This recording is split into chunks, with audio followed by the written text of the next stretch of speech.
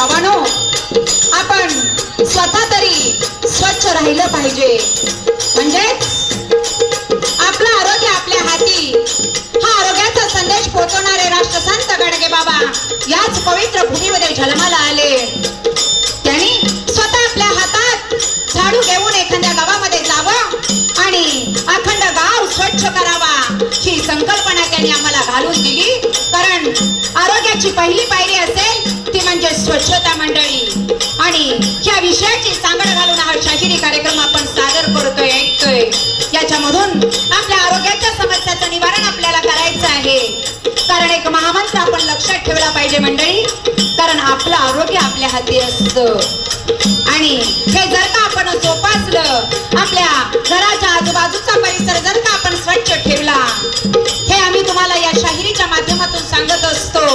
याच्या पाठीमागे एकच कारण आहे की कोणती आरोग्याची समस्या आमच्यापर्यंत पोहोचू नये. आणि समजा त्यातून ही जर का आरोग्याची समस्या आपल्यापर्यंत पोहोचली तर जसं आज हे शिबिर होतंय, आरोग्य शिबिर, मोफत आरोग्य शिबिर, तर याच्यामध्ये आपल्या सर्व रोगांच्या समस्याचं निवारण केलं जाणार आहे मंडळी. याच्यासाठी हे आरोग्य शिबिर होते. स्वर्गीय आर पाटील आबा यांच्या स्मृती प्रित्यर्थ मोफत आरोग्य शिबिर आज होते मंडळी. आणि ही संकल्पना, हा पाया आपल्याला साधू संतांनी घालून दिला. हा छत्रपतींचा महाराष्ट्र मंडळी. अहो कसं जगावं शिकवलं, कसं जगावं शिकवलं ते छत्रपती शिवाजी महाराजांनी. आणि कसं मरावं शिकवलं तर छत्रपती धर्मवीर शंभूराजांनी. तो आपला महाराष्ट्र संतांचा महाराष्ट्र कसा आहे म्हणाल. नरवीर संत जन्मले महात्मे भले त्यांनी राखिले. अलौकिक समानतेचे भान, अलौकिक समानतेचे भान, अलौकिक समानतेचे भान. मानव जातीचा करुणी सन्मान, राखली भारत भूची शान निराजी. राखली भारत भूची शान निराजी. राखली भारत भूची शान निराजी. काय वय होतं शिवाजी राजांचं? महाराज शिवाजी राजांचं वय होतं 16 वर्षाचं. ज्या वयामध्ये खेळावं बागडावं, ह्या वयामध्ये शिवाजी राजांनी तोरण्याला तोरण बांधलं, अनेक गडकिल्ले ताब्यात घेतले. शंकराचार्यांनी शंकर भाष्य लिहिलं, हे 16 वर्षाचं वय. स्वामी विवेकानंदांनी भारत भ्रमण केलं, हे सुद्धा 16 वर्षाचं वय. आणि ज्ञानेश्वर माऊलींनी ज्ञानेश्वरी सारखा महान ग्रंथ लिहून ठेवला, हे सुद्धा 16 वर्षाचं वय मंडळी. त्या जुन्या काळातलं 16 वर्षाचं वय. इतिहास घडवणारं होतं, इतिहास लिहिणारं होतं. आणि तोच विचार जर का आता करू पाहता, आजच्या युगातलं हे 16 वर्षाचं वय. आमचा 16 वर्षाचा युवक मंडळी. सांगायची वेळ येते शाहिराला, प्रबोधन करायची वेळ येते. ते जुन्या काळातलं 16 वर्षाचं वय आणि आजचं 16 वर्षाचं वय. विचार करावा लागतो. अरे बाबांनो, आज ह्या 16, 17, 18, 20 वर्षाच्या मुलाला त्या 70 वर्षाच्या बापाला खांदा द्यावा लागतोय. हे का घडतंय, हे कशामुळे घडतंय, तर याच्या पाठीमागं कारण आलं ते म्हणजे व्यसनाधीन. व्यसनाधीनचं प्रमाण आज वाढलेलं आहे आणि याच्यातून तरुणी बांड पोरं आपलं आयुष्य गमावू लागलेले आहेत. याच्यातूनच आरोग्याच्या समस्या निर्माण होऊ लागल्या आहेत. व्यसन वासना एका नाण्याच्या 2 बाजू आहेत मंडळी. आणि याच्यापासूनच हा एड्स नावाचा रोग आपल्यापर्यंत येऊन पोहोचतो. याचा पत्ता सुद्धा लागत नाही. कारण ह्या रोगाला वयाची अट नाही, म्हातारा नाही, तरुणा नाही, स्त्री नाही, पुरुष नाही, कोणत्याही वयामध्ये कोणालाही होऊ शकतो. याच्या पाठीमागं काय कारण असेल तर व्यसन वासना. याची सुद्धा आपण जबाबदारी घेतली पाहिजे, काळजी घेतली पाहिजे.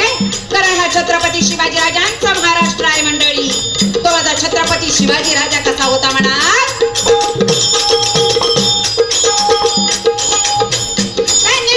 शिवाजी राजा राज्याचा गाचा मुजरायो माझा. नवा नवा इतिहास घडवी, नवा नवा इतिहास घडवी, नवा नवा इतिहास घडवी. लढून शत्रूला सदा रडवी, हुडकून मिळवून झेंडा चढवी. हाजी राजाची हुडकून मिळवून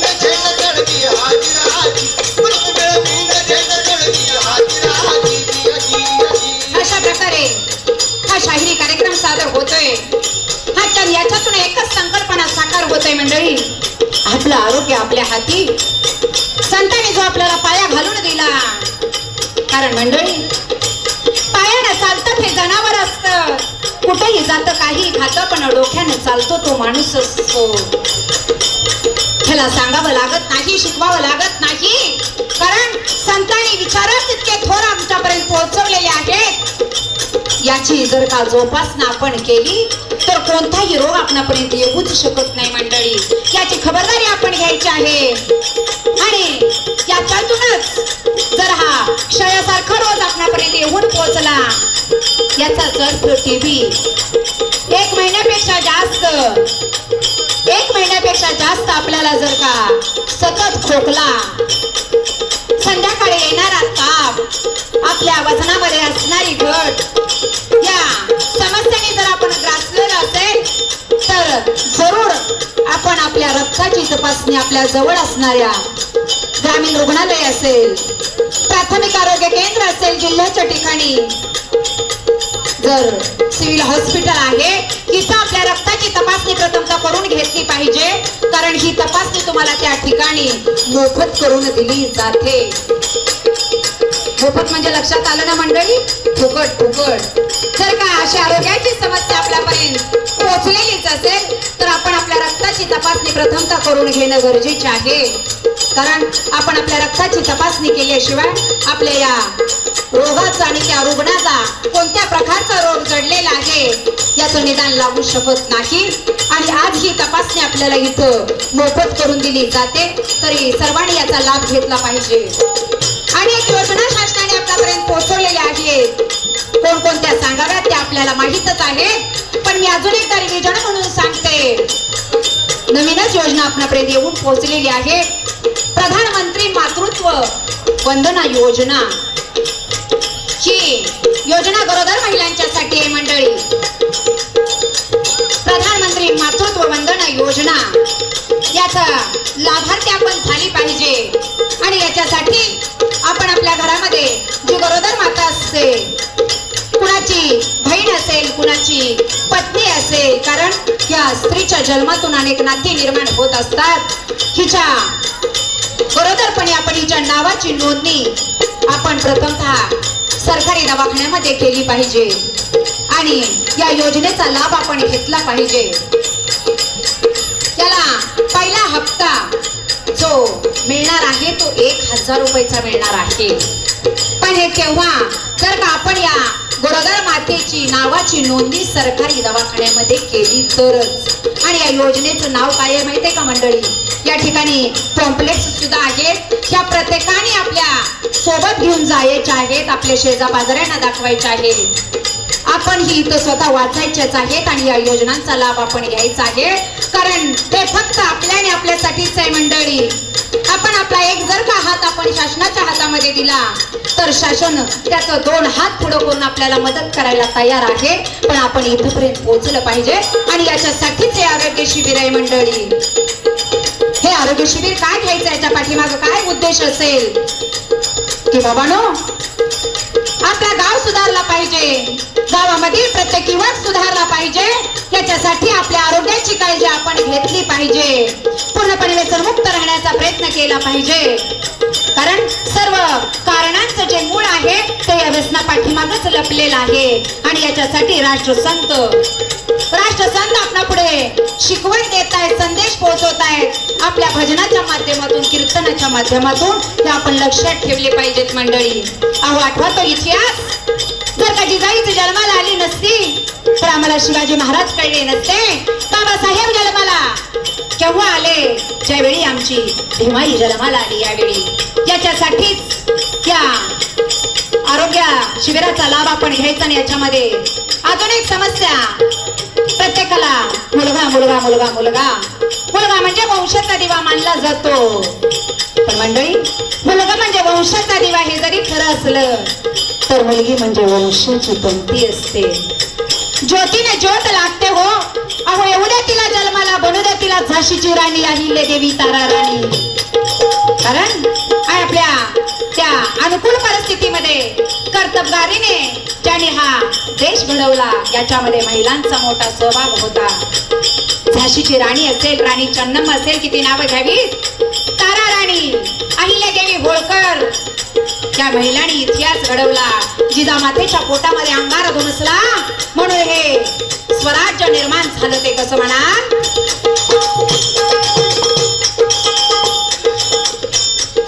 जिजामातेच्या पोटी धुमसला गुलामीचा अंगार, खरोखर गुलामीचा अंगार, खरोखर गुलामीचा अंगार. वीर शिवाजी स्वातंत्र्याचा तो पहिला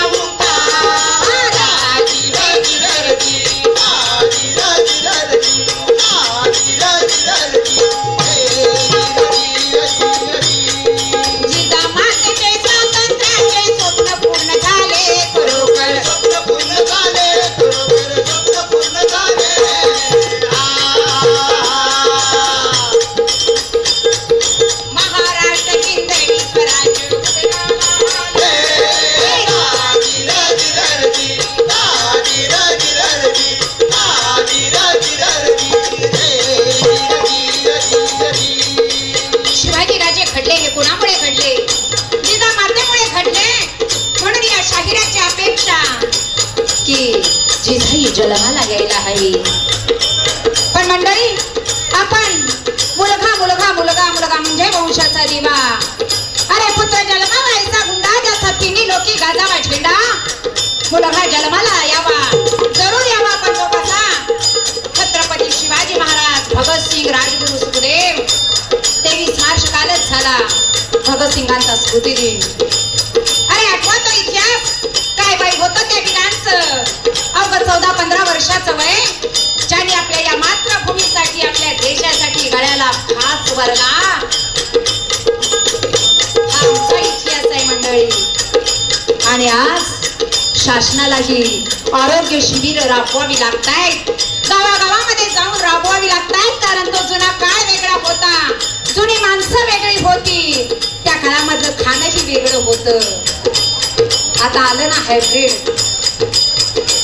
आणि त्याच्यावरती वेगवेगळी मारली जाणारी औषधं तुम्हाला माहितच आहेत मंडळी. आणि याच्या सर्व कारणामुळे आपल्याला आरोग्याच्या समस्या निर्माण व्हायला लागल्या. आणि याच्यासाठीच आरोग्य शिबिराचं नियोजन, आपल्या समस्यांचं निवारण व्हावं याच्यासाठी. आणि यातील प्रामुख्याने विषय मुलगा आणि मुलगी याचा भेदभाव आपण पाहिला असेल. मगाशीच एक इथून गाडी जात होती, त्याच्यावरती बोर्ड लावलेला होता की बाबांनो, मुलग्याचा हव्यास कशाला, मुलगी सुद्धा दिवा लावू शकते. कारण याची जिवंत उदाहरण आपण इतिहास पाहतोय. जर का जिजाई नसत्या तर शिवाजी महाराज घडले नसते, भीमाई नसत्या तर बाबासाहेब घडले नसते. ही जिवंत उदाहरण आपल्या डोळ्यासमोर आहेत. तरी सुद्धा आपण मुलगा आणि मुलगीचा भेदभाव करतो. इथं जनन दर लावलेलाच आहे मंडळी. आपल्या जिल्ह्यामध्ये जवळजवळ 1000 मुलांच्या पाठी आरोग्य मोफत आरोग्य शिबिराचं नियोजन आज या आरेवाडी गावामध्ये केलेलं आहे. याच्यामध्ये अनेक ठिकाणी वेगवेगळ्या आपल्या आरोग्याच्या समस्या असतील याचं निवारण केलं जात आहे. तरी सर्वांनी जरूर याचा लाभ घ्यावा.